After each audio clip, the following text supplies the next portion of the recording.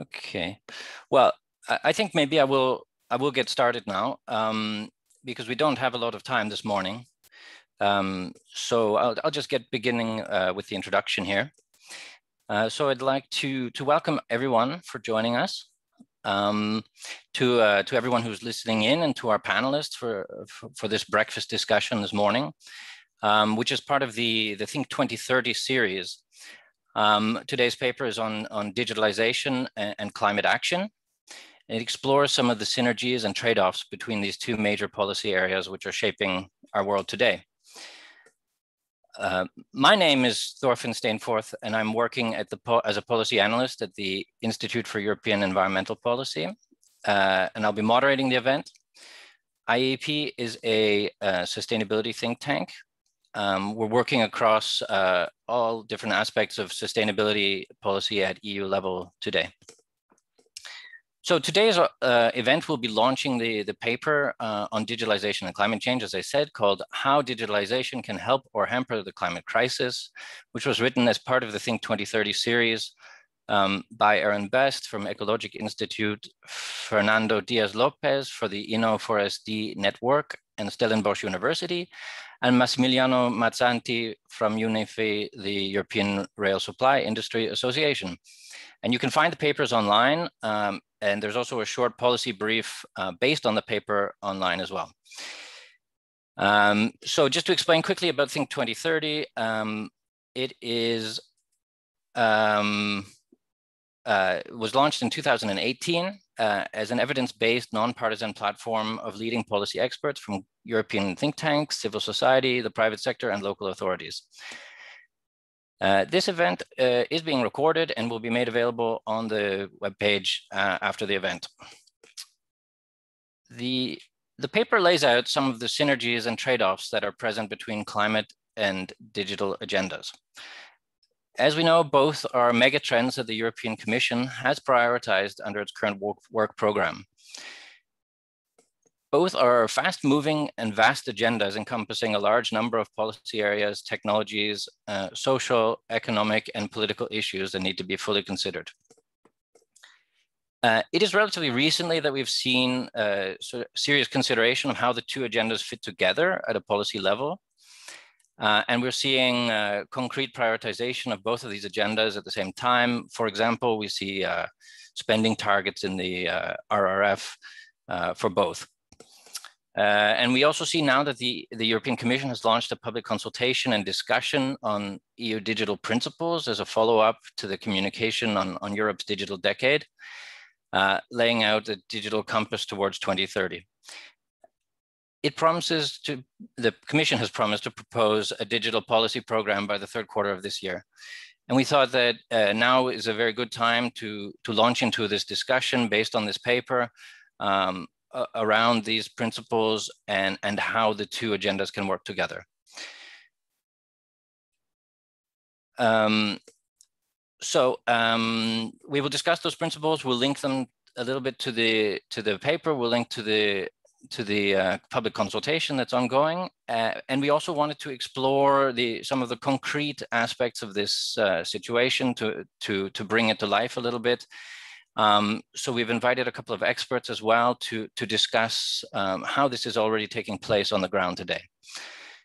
So to start out, we will have Aaron Best, Senior Fellow at Ecologic Institute, who will present the paper. Following that, we've invited Dr. Ilias Iacovidis, advisor on green digital transformation at the European Commission, DG Connect, to respond to Aaron's presentation. Dr. Iacovidis works on EU-wide measures and initiatives that aim to improve the energy and material efficiency of ICT, for example, making data centers climate neutral and digital devices more circular. He is focused on maximizing the benefits of green digital transformation for environment, climate, society, and the economy. We will hear after that from Suzanne Hoadley, Senior Manager and Traffic Efficiency Coordinator at Polis. She has the responsibility for activities related to ITS and network management. Polis is a network of city and regional authorities promoting innovation and sustainable mobility. She will discuss this topic from the point of view of her organization and the practical consequences of digitalization and its effect on sustainability at the local level, for example, through mobility as a service and integrated ticketing. And finally, we will be joined by Dr. Ferdinando Villa, a lead investigator from the Basque Center for Climate Change. And he is working on a project called ARIS, which is working on making scientific data and models findable, accessible, interoperable, and reusable, and helping individuals, business, and governments to make better informed decisions for sustainability. He will also respond and briefly explain how the project fits into this. Each speaker will have about 10 minutes to make their points, and following the interventions, we will have some time for questions from the audience as well. And if you could please put those into the Q&A feature in Zoom, not the chat, we will do our best to respond to those. So without further ado, I will ask Aaron to start. Great, thank you, Torfinn. So good morning, everyone. It's a pleasure to join you today and to discuss this very, very important and timely set of topics. I'm pleased to present our paper on behalf of the co-authors, and I have a small presentation to help support that. So bear with me 1 second while I get my screen share going.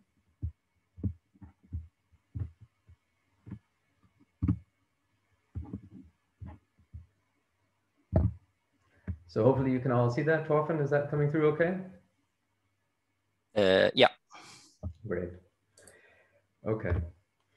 Great. So as Torfinn already mentioned, I'm not the only author. I'm very pleased to be able to present it on our behalf today. Fernando Diaz-Lopez is on the call as well. Hello, Fernando, and it's great working with you on this paper. We completed this in November as part of the Think2030 conference that took place in that month. And I have since updated it with a small policy brief, which also is available from the Think2030 website. And Massimiliano is also one of the other co-authors. So what is in the tin? I thought I would just give a very brief overview of everything you can find in the paper and then go into detail on just a portion of it, focusing on the principles for sustainable transformation digitally.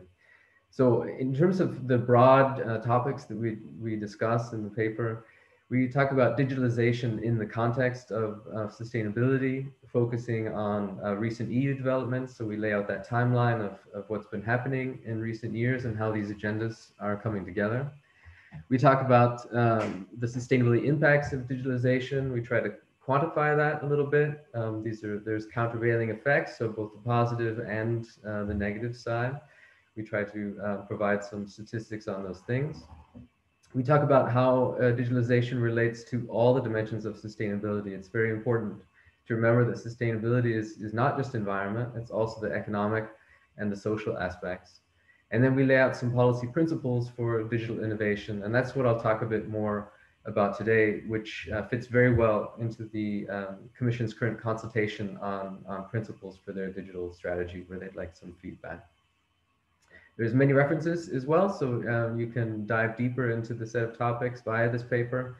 We also try to do a few little deep dives on things. We go into the European Green Deal and how that's an important context for integrating the policy synergies that need to come together. We talk about specific environmental footprints of a few key technologies like data centers, smartphones, also the material supply chain aspects.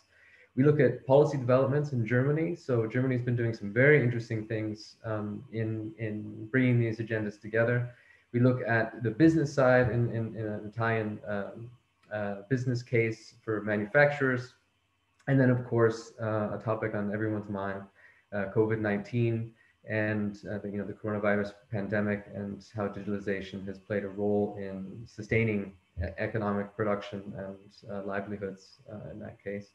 And also a very timely topic, the context of democracy and digitalization, so social media and all those aspects. So anyway, that's the advertisement for reading the paper and what's in there. So one of the key points to mention is that we don't know what the impact of digitalization on Earth's climate will be. These are huge megatrends.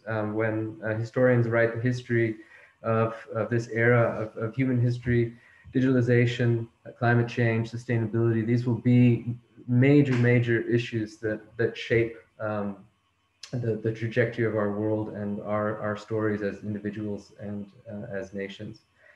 And the net effects of digitalization are not just unknown because of the dynamic nature of the technology, but also because the framework hasn't yet been put in place. We're still at the beginning stages of looking at how to set up those rules and incentives and how to do that in a way that is kind to the climate and supportive of ongoing life on Earth, biodiversity, all those important environmental issues we're facing today.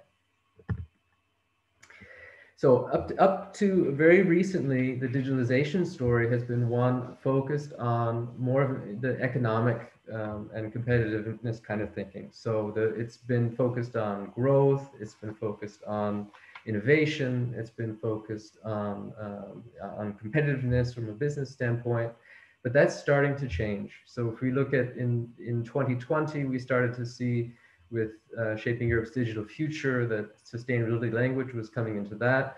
We saw in late 2020 in the European Green Deal that digitalization language was coming into the environmental policy context. We saw in the response to COVID in early part of this year that digital innovation and paying attention to climate aspects was going to be part of the criteria for getting access to the recovery and resilience facility funds. So, that made a very direct and specific contribution. And we see now too in the ongoing development of the European Green Deal and the digital decade policy developments that those worlds are coming together. So this is a very welcome development, but it's still emerging and still needs to be written. So I'd like to get to the topic of, what could be some key principles that could guide our thinking in terms of, digital innovations and for a climate-friendly and sustainable future world. One is that digitalization needs to be embedded in a broader context. In digitalization policy, it should be focused on achieving the SDG goals. It should be tied to Europe's climate ambitions of net zero carbon in 2050. Digitalization will be an incredibly important facilitator of that level of innovation that's required to achieve those ambitious targets. The second point I'd like to make in terms of the principle is that the importance of getting the incentives right. So we are talking about mega trends. I sometimes laugh when I think about the broad scale of sustainability, of digitalization and sustainability as topics and work fields to be doing research in, because they're so broad. One of the important things is to look at the broader framework conditions, and precisely because we don't know which way technologies can develop and how fast it's going to develop and what innovation is around the corner, getting the prices right so that we have priced carbon, getting those signals into business decision making so that people, who do think primarily about their profit in business and the financial sustainability of their business, are guided by price signals that lead them to decisions that are correct for the planet. The other important principle is to start, continuing this process of complementarities in policy. So we see this now with the digital agenda. We see this with the European Green Deal. There's a lot more opportunities in there that we can use to ensure that these synergies and complementarities of policy take place, and that things like the resource nexus, how these various resource aspects come together, are considered, and policy making is done jointly. The input and output is an absolutely central part of computing, and that applies not only to the information that comes in and out of computers, but it also has to do with the materials. So circular economy thinking, thinking about the materials that are going into the manufacturing of ICT, thinking about the energy required and how efficient data centers are, etc., is very important. And then also the idea of green output. What are we doing digitalization for? What purposes are we pursuing? All those elements are important to think about, and they fit very well into this idea of input output thinking. And just to bring in one fact here, you know, between 5 and 9% of global electricity use is now going to the ICT sector. Another aspect, and this is a newer development in digitalization, is addressing algorithms.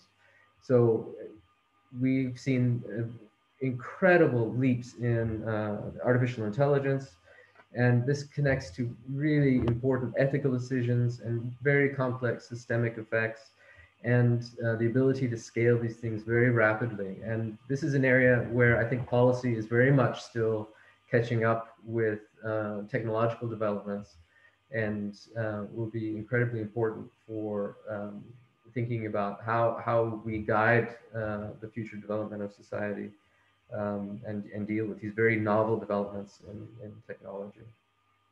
The last point I'd like to make is about responsible governance. I think we've taken governance and democracy for granted for a long time, and we can't do that as much as we could, looking at recent developments to do with social media, to do with the ability of propaganda and misinformation to travel across the web. We've seen some erosion in the quality of discourse and the ability to address complex issues together democratically as in our societies. And we need to go back and pay attention to that substrate of good governance. That's also part of the SDG goals, is the joint decision-making and aspect of sustainability, and renewed attention is required there. These are all displayed together on the screen that you see as puzzle pieces because they fit together and into a joint context. And hopefully these principles are ones that can help you in your thinking as well. There's more detail. I won't, this is the same information, but just so you know that the presentation has the actual text that explains these a bit more. And it's also, of course, in our paper. So anyway, that's my quick overview. Thank you so much for the opportunity to participate today. And I'm very much looking forward to the discussion and to the other presenters' comments. Great. Thank you, Aaron, for the overview. And now I guess we'll quickly move to Ilias to see if he has any thoughts on that and his comments. Very good. Well, thank you for inviting me. I guess you hear me. You can note. Yeah. So Aaron, that was excellent. I didn't know about your Think2030 group. The publication is very good. I mean, you took almost the words from my mouth. So half of my presentation is done. So I will try to focus a little bit, go a little bit deeper on some of the issues, but congratulations for the paper. And it's very, very good, and understanding is very good. As you said, digitalization will happen. Climate change will happen. The big question is, can we guide it into, because not all digitalizations and not all outcomes of climate change is something that we want. So not all digitalization is equal when it comes to sustainability. And what you said is very important to keep in mind. Sustainability is three-dimensional world. It's the economy, society, environment. Traditionally, what digital was really good at was to push the GDP, the environmental axis. So that dimension was served by digital for many decades now. Recently, we have also worked on social issues, and my DG in particular around skills, inclusion, digital gap, inequalities. So that has been understood all the way down to kind of the rights of workers, working in the digital space and so on. The Commission is quite new in bringing the digital agenda and the green agenda. Until 2 years ago, it was not really there. The narrative really developed when we did the digital strategy about a year ago, and the first text that we pushed in, the Green Deal. So those two megatrends being part of a common agenda as a Commission is a new thing. As a result, not everybody in the Commission actually understands how to twin this. So people go comfortably writing their climate actions or digital actions, but thinking in kind of a synergistic way is not there. Even more so on the member states level. When we read the RRP, so the plans how to spend the 750 billion that we get from every country, it's very clear that they have been written by constituency that is very good either in how to spend the 20% of digital or how to spend the 37% in green, but there is very little interaction. So in digital, you don't see green actions. In the 37% of greening all the sectors and getting the emissions down, you see very little applications of digital. So the constituency, the world at large still doesn't know how to intertwin this. So what I would like to focus more is to give you ideas, what can you do? Me, you, the stakeholders, you as a mayor, you as a city actor, you as a company actor, you as a citizen, having your digital environment as you know it. So that's really where the awareness has to come from. And then we can kind of focus it in the two major things that we do as a Commission. So first of all, as DG Connect, we have to be the adults in the room. What we have to ensure is to green jacket the digital. So what we work on is to make sure that the digitalization and digital sector will not go beyond this 3 or 4 or 5% of total emissions. There's a lot of talking about digital. It's already more than aviation, but again, remember, it's in the worst case, less than 4%. So there are estimations that talk less than 2%, others that talk about 3.7%, because there is a wide variations of how you see digital. If you go to rebound effects, how much of the material, where do you stop when you talk about digital? Do you consider also media and audiovisual sector and other things? So there's a big variation, but whatever it is, it's less than 4%. What's important is to understand that with digital, we can really enable cuts, avoidance, reductions of the order of 10, 15, or even more %. So that potential is there, it's not realized. And that's where we all should kind of strive for, keeping in mind the greening of ICT, but more than anything, making sure that ICT is put on with purpose to cut these emissions. Now, on the greening of ICT, very quickly, what we do as DG Connect, of course, the data center is the well-known topic. It's well organized. There is already a voluntary kind of a movement of data centers in the Climate Neutral Data Center Pact. We will do measures that will kind of drive all of that sector to climate neutrality by 2030. Well understood, actions are identified. What is less understood is how do we do that in the telecom sector? And how do we do that in the equipment sector? Because you think of greening of ICT on 2 dimensions, the energy dimension that I would worry less about. Although there is energy efficiency, we go to different photonics and chips every 2 years. It's like a Moore's law, you need less of the energy, but still looking at the explosion of digitalization, even if the chips every 18 months go into half of energy needed, the digitalization will be, the rate of digitalization will be so much faster that we will need more electricity by 2030. But hopefully that electricity will be already more and more decarbonized. So that's kind of the projection on the energy side. What is more worrying side is the material used, because imagine in a mobile phone, 85% of the emissions are not to use it, it's to construct it and to ship it and to bring it to consumers' hands.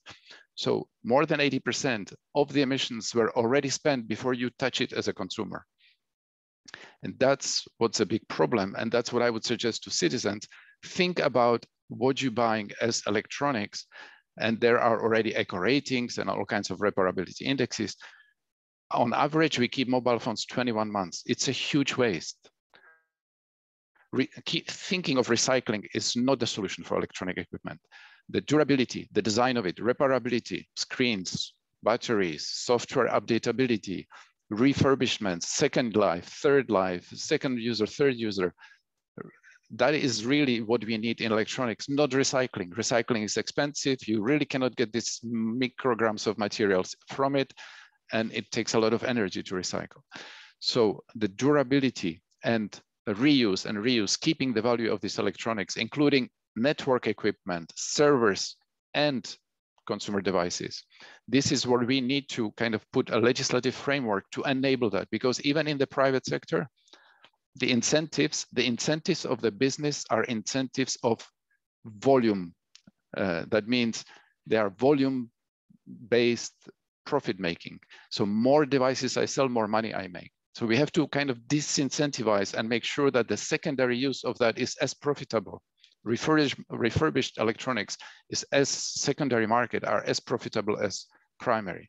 So there we have work to do from legislative, but also business case promotion and fostering.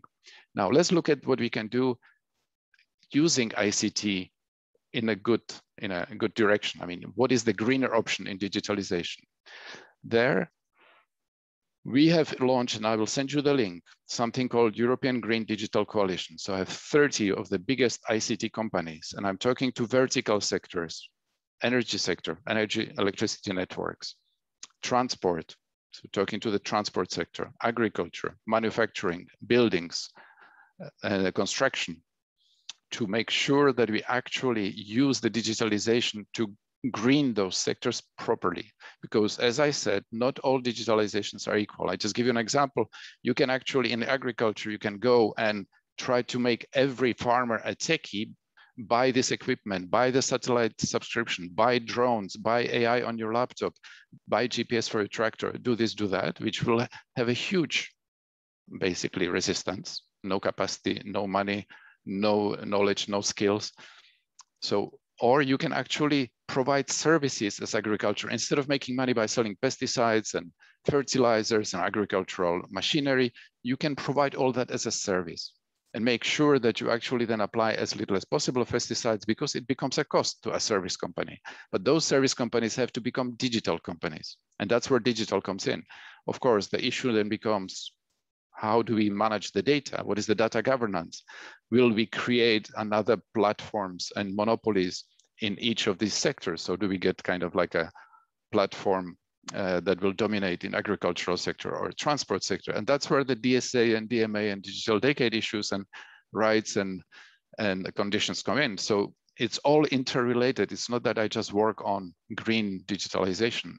I mean, on the original conditions of data governance is very important. That's why I would prompt you to look at the Data Governance Act publication. There's the Inception Impact Assessment that has just been opened with the deadline of 31st of July. So look at that as well. Other things that basically local actors can do is where all that boils down to a local setting where they have to deal with waste, transport, energy efficiency of the public buildings, health, social issues like aging.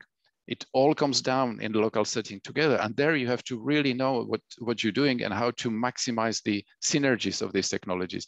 And there, normally what they would like to use is a green public procurement. But unfortunately, and as you said, and this is kind of my biggest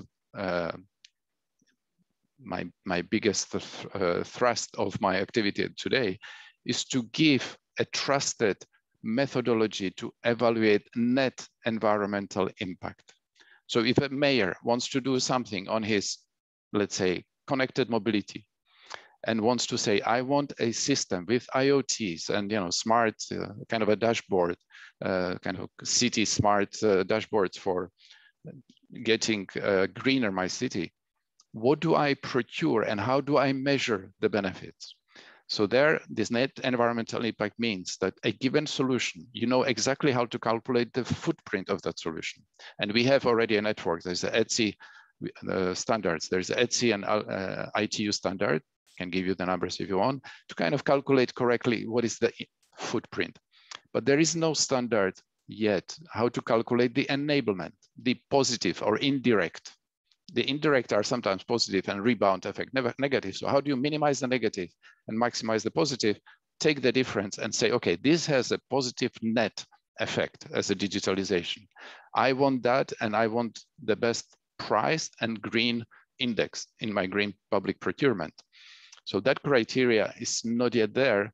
It's there for data centers, it's there for hardware, but not yet on enabling solutions. That's what I'm working with the Green Digital Coalition.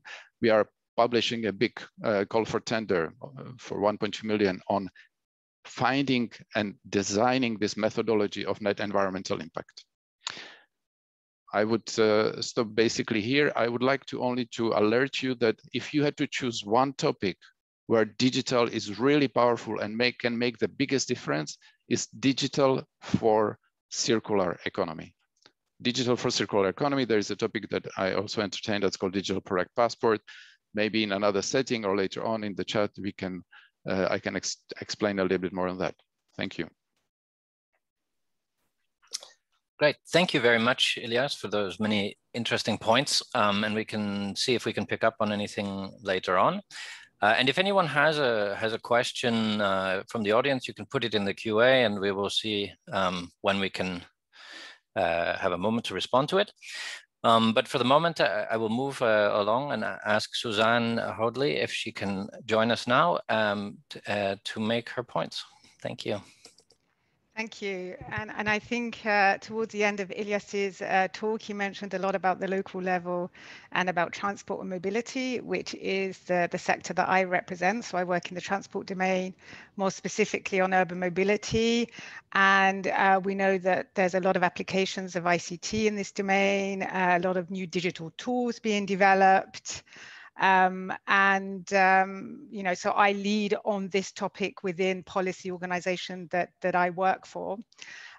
So in response to the paper, you know, I think it's a nice paper.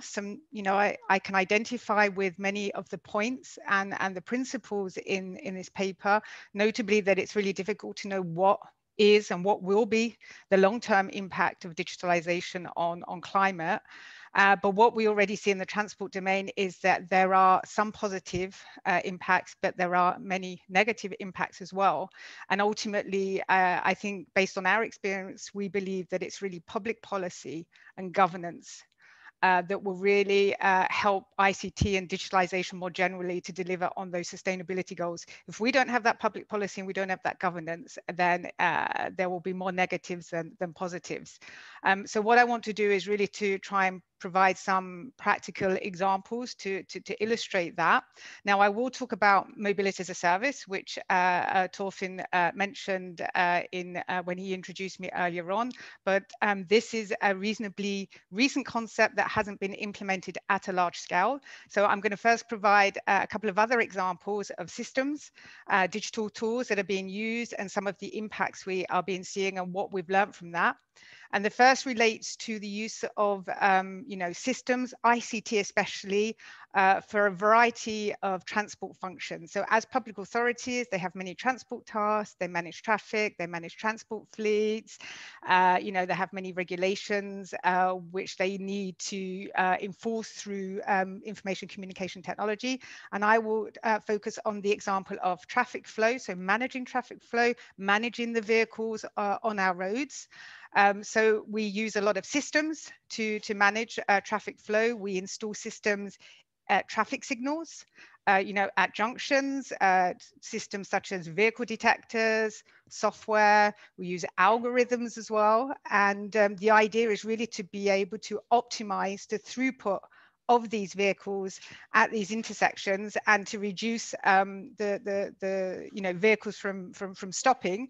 But you would think that if there are fewer vehicles stopping at the intersection, that would lead to fewer emissions. In the short term, yes, but in the long term, more efficient traffic flow often leads to more vehicles on the roads. And that's why, despite decades of using ICT to optimize traffic, congestion is no better today than it was 20 years ago.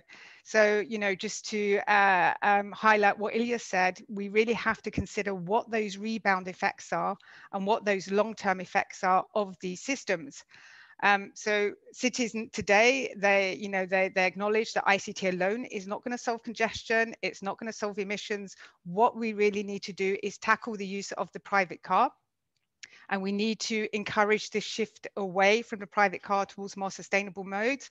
That's why cities today are prioritizing walking, cycling, public transport over the private car. And we're actually taking space away from the car in favor of these other modes. The second example I wanted to talk about was this, this exponential growth in digital tools for the consumer, and specifically smartphone apps.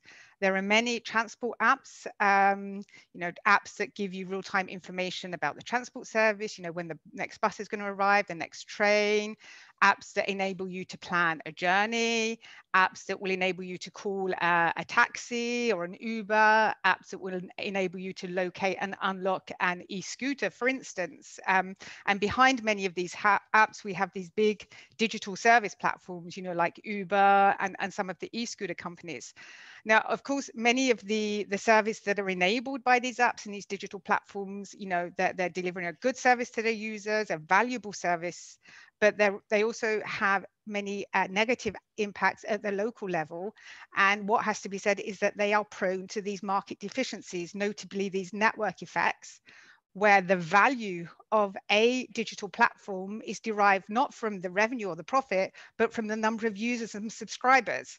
So that's why when we see new digital platforms and social media platforms entering the market, they want to grow as quickly as possible. They're not worried about whether they make a profit or revenue in the short term, because they have a lot of backing from venture capital money who are investing in these companies for the long term. And so there are a lot of negative impacts from these digital platforms. So for instance, on ride hailing, and I think Uber is probably the most established ride-hailing company. There's quite a lot of research, mainly from the US, not so much research from the EU, unfortunately, on the impacts of this service, which suggests that it is leading to negative modal shifts. So we're seeing this modal shift away from public transport to ride-hailing. This is leading to a growth in the kilometers traveled, and a substantial proportion of those kilometers traveled involve vehicles actually driving around without a passenger on board. So these are drivers driving around waiting for the next passenger. So I think in New York, maybe up to 40% of the kilometers traveled by ride-hailing companies and taxis are what we call deadheading. So, there are no passengers on board. And another example that I like to cite of a digital platform, not so much from the transport sector, but that's more from the another sector, the hospitality sector, which is these, the holiday home letting platforms like Airbnb. I'm sure we've all used Airbnb to book a flat or a home or a room. And that, we know that the service is very much appreciated, but the problem is that these sort of platforms are creating many market distortions. So for instance, the rental market now is in crisis in some cities, because as a landlord, it's far more lucrative to rent your property through a platform like Airbnb, of course, pre-COVID, than it is to local citizens. So what we're seeing that now is that some city authorities are having to come in to regulate to address these market distortions. So just to conclude on that, with digital service platforms, the problem is, especially in the transport space, but not just in the transport space, where there are market deficiencies, it's really the cities and the citizens themselves that end up inheriting the problem, and then they have to address it.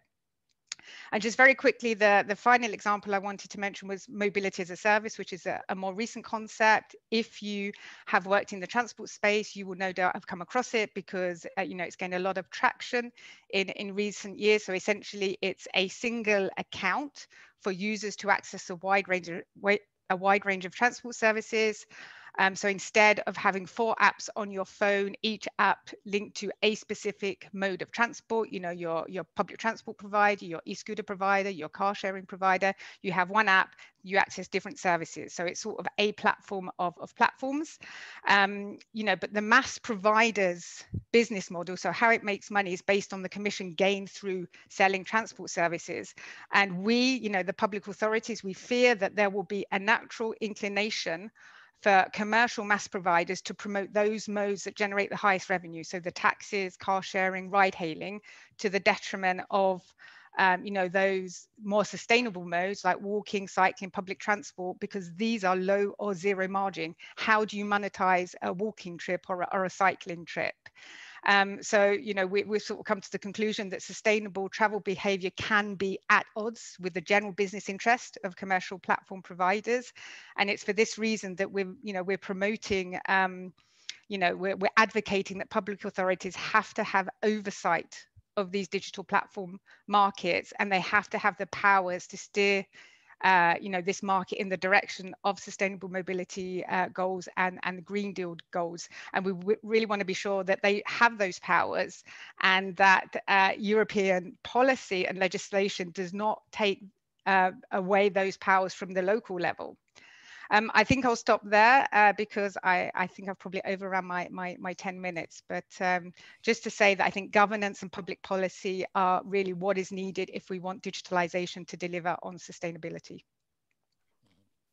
Great. Thank you very much, Suzanne, for the very interesting discussion indeed on the possible rebound effects that we already see from digitalization and the approach we need to take into the future to deal with those. So I will now move to Ferdinando. If you could make your intervention, that would be great. Thank you very much. I'm very happy to be part of this interesting conversation. My take on the entire issue of digitalization versus policy and democracy is mediated by the fact that I've spent the vast majority of my career trying to reduce the distance between science and policy. And I now come to the conclusion that even the naming, call them science and call it this terminology is actually in the way of reducing that distance. And I would like to express a point of view that this is just a more specific case of the larger issue of reaching a democracy based on knowledge. And that includes what we also, I think, misleadingly call citizen science, the ability of every level of society to participate into the production and the use and the perusal of knowledge so that the knowledge can become the capital that can be used for at all levels and becomes basically the blood that circulates through society. Now, these are fairly idealistic sounding points, but I think there are some very practical connections to work that is already happening, and I will give some examples of what we think our contribution to this is. And the most general question would be, how does digitalization, these technologies, and also artificial intelligence, which has been mentioned, I think is key to that, support the building of a new democracy that is driven by knowledge? And I think the state of the art is quite dismal. So if we have a look at what's happening and how digitalization is now affecting democracy, I think we are seeing the exact opposite of what we are idealistically dreaming about, because the way artificial intelligence and digitalization are being used as largely to understand how to better manipulate societies and how to feed them what people in power need to feed them in order to control things better. So how do we enact a virtuous circle in this sense? So I have a few points, but I'm afraid there are too many because I don't have much time. My approach has been to build systems that allow the integration of knowledge across all sectors of society and the representation of scientific knowledge in ways that makes it more available to both decision makers, scientists, and citizens, with advantages and incentives for all of those categories. And I would like to offer the dimensions of this problem as because it's a problem that it's easy to generalize. Okay, how do I make science talk to policy? Just yes or no. Do they talk? Do they don't? Don't they do? But the issue is how should we break up this problem into dimensions that actually make it productively we make us capable of productively addressing it. So I like to divide up those dimensions into the first part, which is articulation of the knowledge. Articulation means the ability of addressing all the different knowledge at the different aspects, and articulation means system identities, what we talk about. It means the scale of attention for each of the different sectors, and obviously that can be very different between governments and citizens and industry and all that. And it means different disciplines that necessarily have to talk to each other, and traditionally that has been a big stumbling block for any kind of scientific dialogue that needs integration to happen.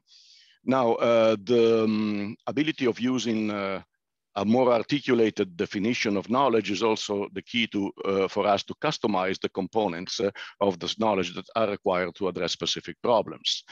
And customization is the key for making knowledge significant to its recipient, because if we use the same methodology to address a complicated problem everywhere in the world, we quickly lose the ability of being trusted by whatever the recipients are, and we will basically have missed the train, and people will just go back to their former ways, and all the amazing innovation that can happen through digitalization will just slow down because of a trust issue. And the most important part, integration. So how do we ensure that different pieces of knowledge independently developed, residing on different parts of the world in different institutions, etc., can seamlessly talk to each other? And their meaning is unambiguous. So we can connect information from one piece to the other without having to necessarily spend too much time validating that connection. So obviously this is a very abstract sounding point, but I'm trying to just make it as quick as possible so I can introduce the examples that we've been working on. And I could actually share my screen quickly. Just for everyone, all panelists. Okay, I'm clicking things here. Sorry, share screen. Okay. So I'm seeing, I think you're seeing my browser here. So this example here is a working example. I've already computed things because I cannot have time to start from the beginning, but we could start from the beginning here, connect to this web available system, which in this specific case is meant to address issues of natural capital accounting, but it's just an application using an artificial intelligence shared knowledge platform that could actually be used for many other purposes. And you could just type whatever you want to know about the world here, and you get a way to match what you're asking for to a knowledge base that describes a whole lot of potential different outputs. And those outputs will become available for you, whether you are a citizen, a decision maker, or anything else. Now, this is an application that allows you to calculate ecosystem accounts, so the amount of area computed by occupied by each different ecosystem and how it evolves in time over a particular scale, or a particular set of years, etc. And conditions, ecosystem condition, particular carbon accounts, sediment regulation, all these kind of things that basically are very important from the point of view of decision making over environmental planning and environmental choices. And this is sponsored by the United Nations, which is presenting this application as a tool for all the governments that want to use it. But very importantly, this is an open application that can also be used by citizens in order to check whatever the governments are telling them. And that's one crucial part of democracy. They have access to the same identical knowledge, and that knowledge is the best available at the moment. So apart from being able to compute outputs, download maps, etc., you have these three perspectives here. One perspective is the, the data perspective, where you can actually look at things and see how particular things have changed. The other perspective is the final perspective for the particular accounting applications, where you have all the tables of what has changed into what, and you can see SDG indicators. You have a choice of those that will definitely improve and grow in time. Technology can be applied to all sorts of things. And you have a report view, which is the view for decision makers, where you actually can read the entire story as it's been computed, and with a total transparency, which goes down to the data sources used, with all the links and everything that has been done by the machine to connect the specific need, which is the button you clicked over here, to its best possible incarnation, given the state of the knowledge today. And in order to do that, the artificial intelligence here is not used to extract from data some particular truth, but it's used to connect different components of human knowledge, which are represented by either data or methodologies or model components, so that the best knowledge developed by different experts who don't have to talk to each other can be connected at runtime and make it available. So you have the three perspectives: the one for the scientist, I would imagine, the one for the decision maker with all the information transparently put together and freely downloadable, and the one for the ones who want to know exactly what has happened and what choices have been made by the machine. So the bottom line behind this is not really looking at this specific application, which is one thing that is starting now, and we're very happy to have the UN backing on this, because it's the first large institution that actually realizes this new way of giving out and access to knowledge to institutions at different levels, including citizens. But the fact that digital technology and artificial intelligence here are not used to extract knowledge that can be easily manipulated from social media data and some stuff like that, but it's used to connect the already existing knowledge developed by the best experts in the world, and then it can use machine learning in order to rank the knowledge it finds and ensure and improve on that through time as the usage continues, ensure that this connection gets better and better with time. So it's a more idealistic use of digital technologies, which is starting thanks to our work to become possible. But at the same time, I think it's a hope for the utilization of digital technologies in a different way, in a less centralized way, actually in a completely decentralized way, with no corporate control, with no economic incentives, except the fact that you can make better decisions, and those decisions can be more transparent. So I'm apologizing for not making a coherent discourse here, because I wanted to really show you that this can be done, because there is a lot of talk about what should happen, but you very rarely see what actually can happen. And I thought it was important to remark that when we say digital technologies, we say a whole lot of different things. And also with artificial intelligence, we have a tendency to now equate that with machine learning, because that's what the big corporations have taught us that artificial intelligence is. It's actually more like artificial stupidity, because it's basically correlating inputs with outputs, but without no real explanation. You can use artificial intelligence to start a virtuous circle of integrating the best knowledge and making sure that that integration gets better and better. And in my opinion, this is a key for a digital democracy of knowledge that can actually lead the world towards a path to sustainability. And I think that's all the time I have. Thank you. Great, thank you, Ferdinando. Very interesting practical look. I think also you were touching on the point that Ilias mentioned earlier in terms of the making sure that the two different worlds are talking to each other, which is often not the case. So it's good to see a tool that tries to bridge that gap. we have a few questions here, so I think mainly for Elias. So maybe I'll ask Elias maybe to join in here, and if you can reply. We don't have a lot of time, but we have a few minutes left.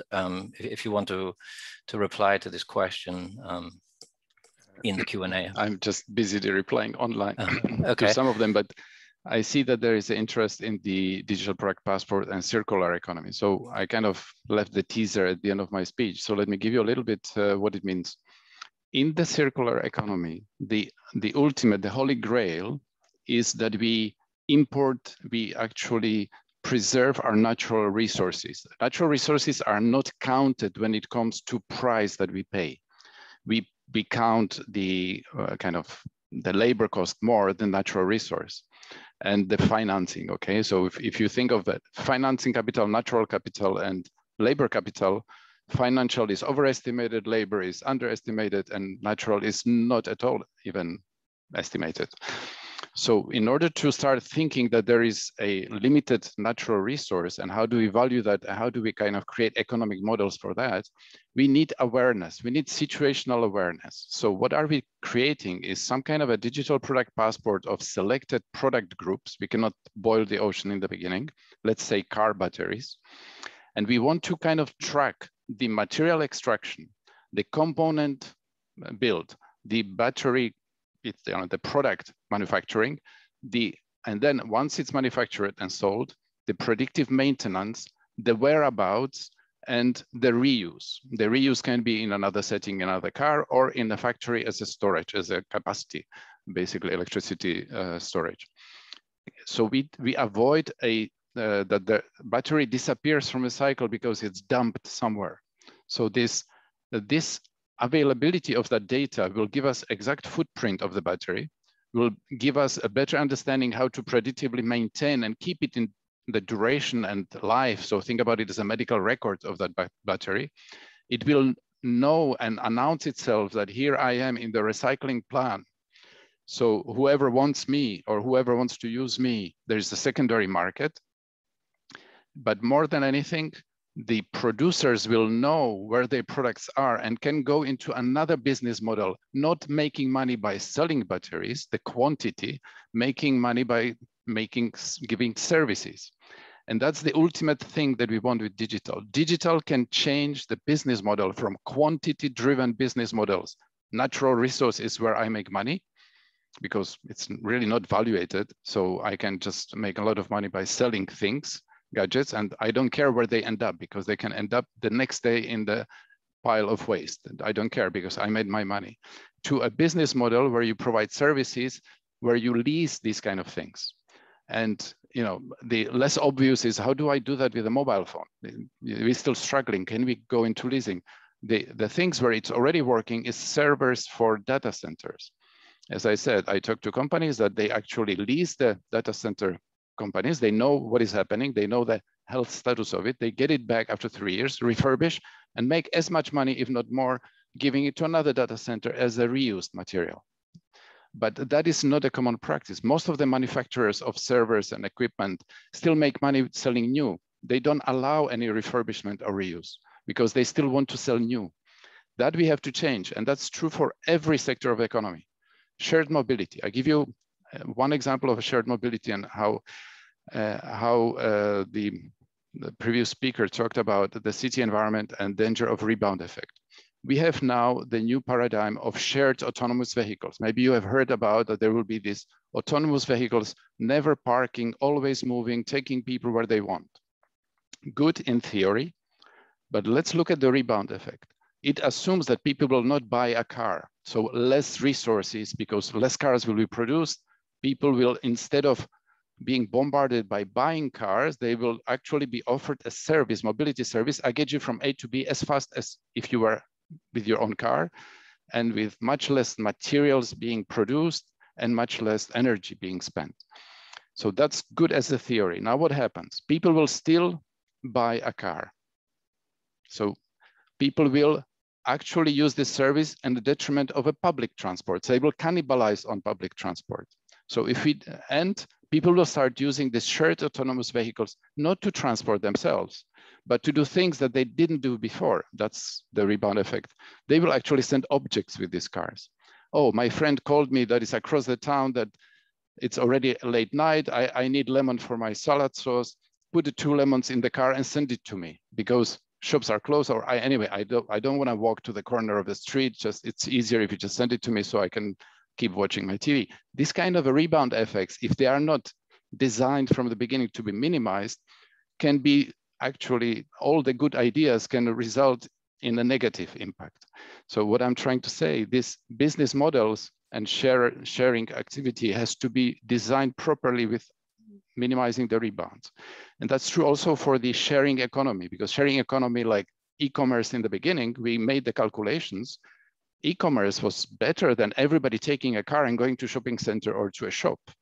But now the e-commerce is that I buy things that I would never buy online, because I even don't go to the corner of my street. I rather buy it online. And I buy 3 pairs of shoes. I choose which ones I like better and send the other 2 back. And it can be 2,000 kilometers trip to come and go. So suddenly we may not be anymore in the positive environmental impact of e-commerce. So these kind of things you have to keep in mind that it's not so straightforward. What we're talking about, digital solution, let's don't be so naive. Digitalization is not neutral. It's not what many people that will tell you is just throw 5G at it, put it more data, throw digital, it will self-configure. And the one sector that knows it very well is the healthcare sector. I worked 20 years to try to digitize healthcare. Billions were spent to automate hospitals without any involvement of doctors, just pushing the digitalization on them. And they've never seen the value for patient care. The same is happening in environment. Don't let be pushed, just digitalize and things will happen. Yeah, a good point. I'm aware that our time is basically over now. Yeah, I'm sorry about that. Well, no, that's fine. That was a great comment. We didn't have much time. We just designed to have quite a brief discussion this morning that hopefully will lead to further interactions and comment and work on this topic. Of course, will be developing. I maybe just ask if anyone else in the panel has any comments to conclude, or to respond to anything. Maybe I can just respond to what Elias has said, because he made a reference to quite a few cases involving transport, and I completely agree with him. I still think that the as a service, there are potentially many negative impacts as well, and I gave the example of mobility as a service as one of them. But we also see with data as a service, software as a service, yes, they can bring value, but we have to be sure that the right market conditions are in place and the right public policies are in place as well. But just to come back to the example you gave about e-commerce, and this goes back to these 3 pillars of sustainability. It's not just about emissions, the societal, there are other impacts to consider as well. And, e-commerce is not just creating these more trips, unnecessary trips, creating lots of problems locally, a lot more white vans on the streets, but it's also killing off the high street. The high street is dying. So our city centers are dying. Maybe that will lead to new functions, who knows? But for the time being, this is what's happening. And this was pre-COVID, of course.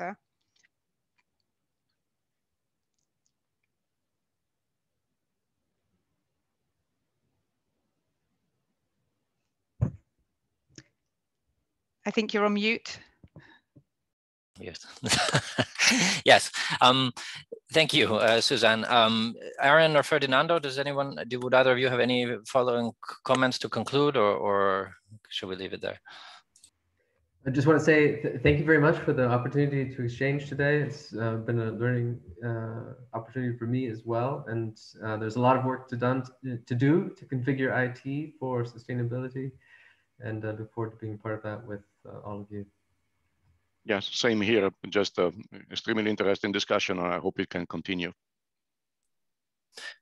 Indeed. Yeah, thank you so much. Then thank you to the speakers for joining us today. And thank you to the audience for joining us. And yeah, we hope that this is just the beginning of further discussion in Think 2030 and beyond on this important topic and others. And yeah, I will conclude there. Thank you. Bye-bye. Thank you. Goodbye. Thank you. Bye-bye. Thank you.